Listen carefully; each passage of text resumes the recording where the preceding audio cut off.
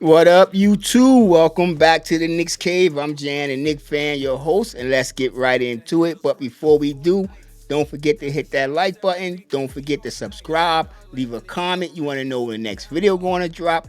Hit that notification bell. All right, y'all. Y'all see it. Robinson returned. Big Mitch is back. What you call it? The Block Nest Monster. Everything everybody said about Mitch is true. Yes, sir. Mitch is one of them players that can change a game on a defensive end. But I'm gonna tell you right now, 'cause I know some of you saying, "Yo, you kind of happy," you know what I'm saying? Mitchell Robinson back when you made a video talking about it wasn't gonna make a difference. So let me let me elaborate further of what I meant about not making a difference. What y'all failed to realize, my whole peeve, a gripe, whatever you want to say, is not with the players, it's the defensive scheme. Once again, I'm not saying Tom Thibodeau is a bum coach. Y'all hear me saying he's a great assistant coach because that's what he's coaching like. You know what I'm saying? We are a good team. We're up in the standings. We're third. A lot of people would argue that if we wasn't a good team, we wouldn't be where we at right now. And I'm not gonna deny the fact that his coaching don't have something to do with it, but you have to realize we have a damn good team. Not to keep repeating myself, but we do have a damn good team. And with Mitchell Robinson returning, it makes us much better offensively. And yes, you're gonna hear me say this defensively, especially defensively. But that don't mean that the scheme is not hurting the team. And I'm gonna say it again: the scheme is hurting the team. Mitchell Robinson came back, you know what I'm saying? And his first move to the basket was very, what's the word I'm looking for? Um, what's the word I'm looking for? Encouraging. You know what I'm saying? Very encouraging. We seen how Hooker Party moved to the basket. I was hoping Mitchell Robinson came back and displayed some offense. You know, I was riffing and ragging about him always showing, off-season videos, him, going to the rim, doing his moves, you know what I'm saying, shooting threes, all kind of stuff, and it never come to fruition in the game. But yeah, I'm happy Mitchell Robinson back. And for all you doubters who think I hate this team, I wouldn't have this channel. You know what I'm saying? I know I come out and sometimes I'm talking trash like I'm the garbage man. But at the same time, it's because I love this team and I want a championship.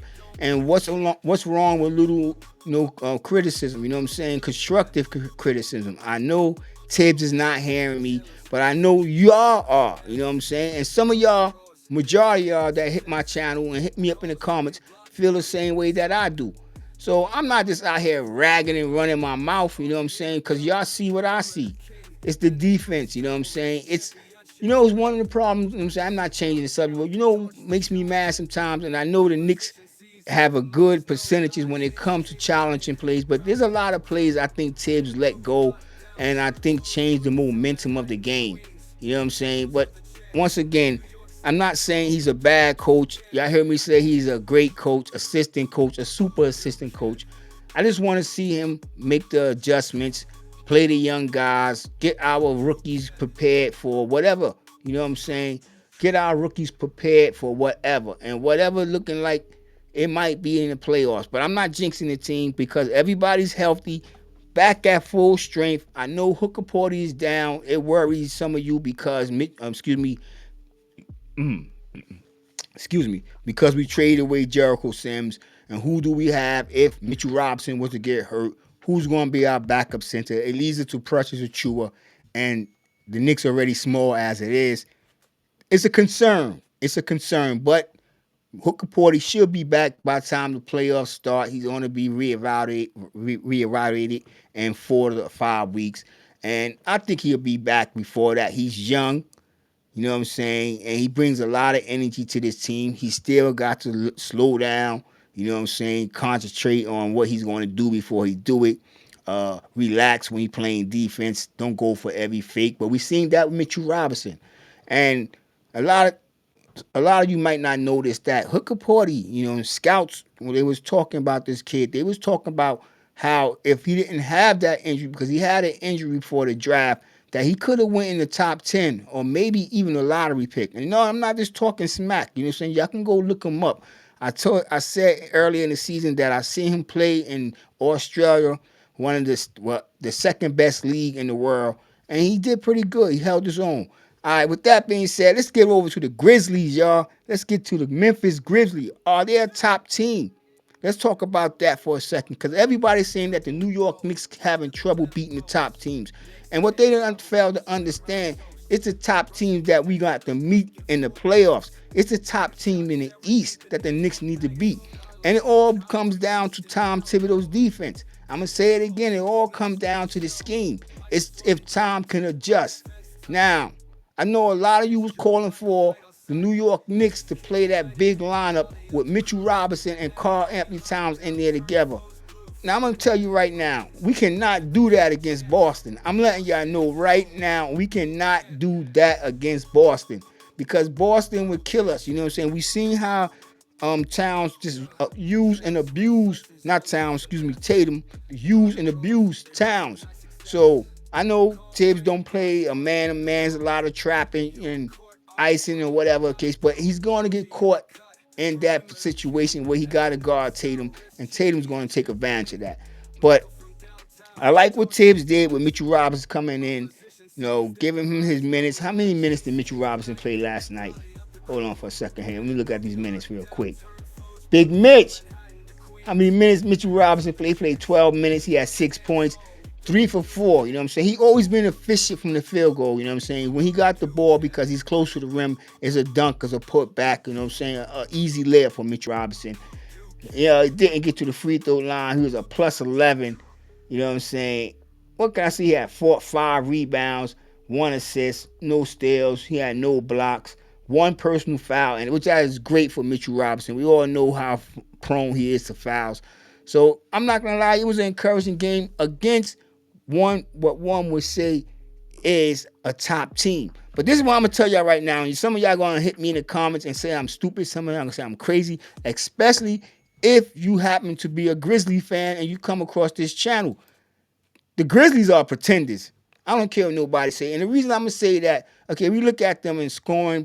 They first in scoring, second in rebounds, third in assists, eighth in steals, blocks, fourth. Field goal made, the second field goal attempts, first field goal percentage, they fifth. You see it, right? Now let's turn over to what they give up when it comes to their opponents. They give up 116 points, which means they 25th in defense. Rebounds, they give up 43 a game. Assists, teams dishing the balls. They moving the ball on this team. And that's what the Knicks did to come back to last night. We're going to talk about it in a second as well. Steals, 9 steals. They turn the ball over in crucial moments. Blocks, teams get 5 blocks off them. Field goals made on them is 41. Field goals attempted is 92.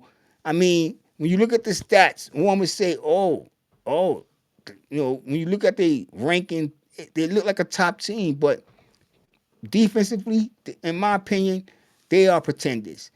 And I ain't saying that to take anything away from the New York Knicks victory. That was a hell of a game last night.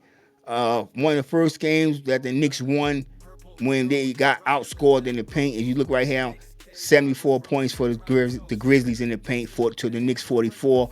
Rebounds, 58. They got out rebound. Points off turnovers, the Knicks 28 and 11. We got them steals. Let me check out go depth. Y'all might not see it, but I'll just kick it over out here real quick. Knicks had 29 assists, 10 steals, 7 blocks, rebounds 35, got to the free throw line 16 times, made 13 out of them 16, shot 81%. I mean, this game, it looked like the Grizzlies wanted to make a move. When I say move, I mean get revenge from the last time we played them. We blew them out. And the second half of that game, we scored 83 points. Held Ja to 10 points. The Knicks did their thing against the Grizzlies. So this is why I'm saying the Grizzlies are pretenders. And I know if you had looked at Vegas and what they was dropping on the New York Knicks and what this game, Grizzlies was the favorite. because they are considered a top team. But in my opinion, I'm gonna tell you these are pretenders, and they getting knocked out in the first round. And I'm gonna tell you why the Grizzlies are pretenders. First of all, their leader is immature, and he's not gonna be able to get it done. He's not experienced. He's not a leader. They need a Batman to sum it up. That's what the Grizzlies need. And if he can play off that, he can. What they need to do this year in the draft is draft a good point guard. Y'all heard me. The Grizzlies need to draft a point guard. Move Ja Morant over to shooting guard where he can just get busy, get him off the ball, and let him just drive the defense crazy. Where he can always kick the ball back to a good, smart point guard that will make the right decision on a pass. Because you're going to have a cutting player. If he's a shooting guard and about to make his move, the defense is going to converge on him. Get it back to the point guard. The point guard make the decisions. That's what the Memphis need, and this is why I say Memphis Grizzlies are a pretender. Y'all ain't gotta agree with me, but wait till playoff comes. Y'all gonna see what I'm talking about because they had the Knicks on the rope. They had the Knicks on the rope. So that just brings me back to the fourth quarter. You know what I'm saying? Where the Knicks just came out and took control of that game.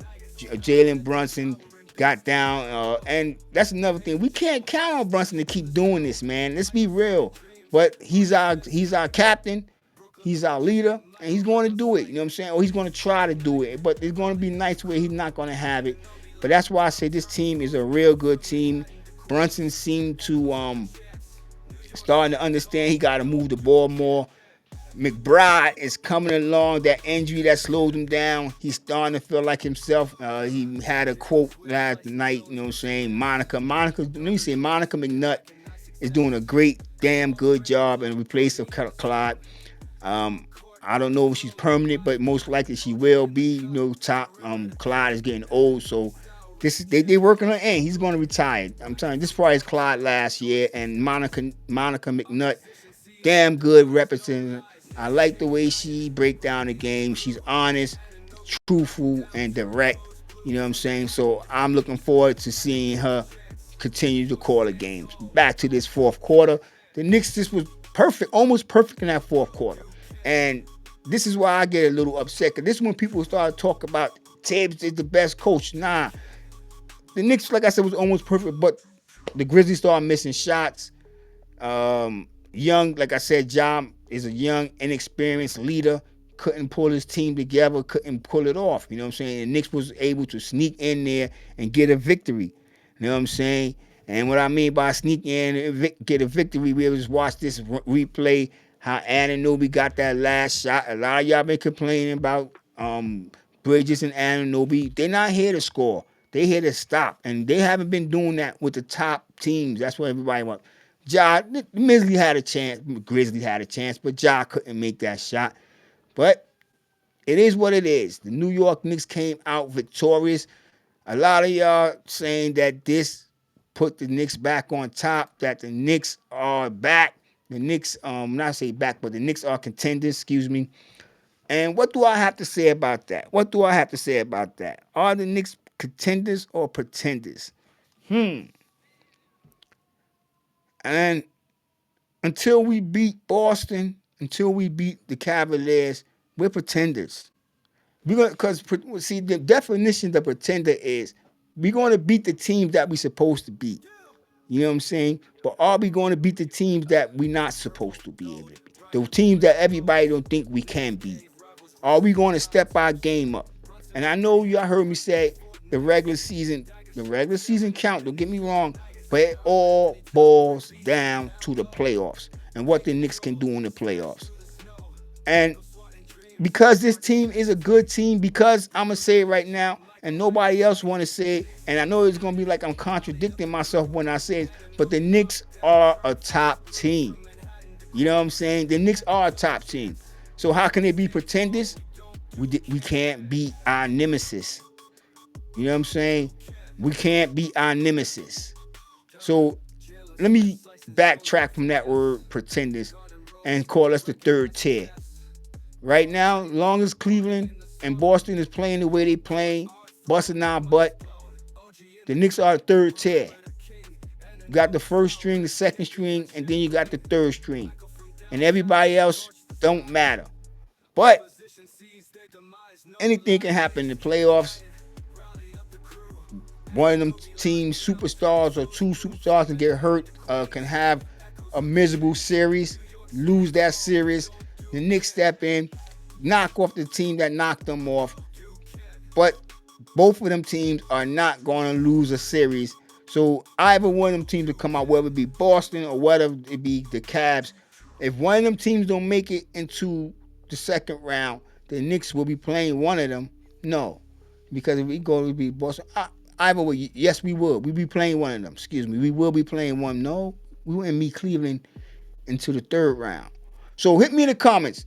You know what I'm saying? Let me know how, if I'm right or wrong. If y'all stayed around that long to hear that little, wondering, pondering moment. And with that being said, don't forget to hit that like button. Don't forget to subscribe if you haven't. And leave a comment. You want to know what the next video going to drop? Hit the notification bell. All right, y'all. Let's get out of here. And I want everybody stay safe, stay healthy. God bless, and peace.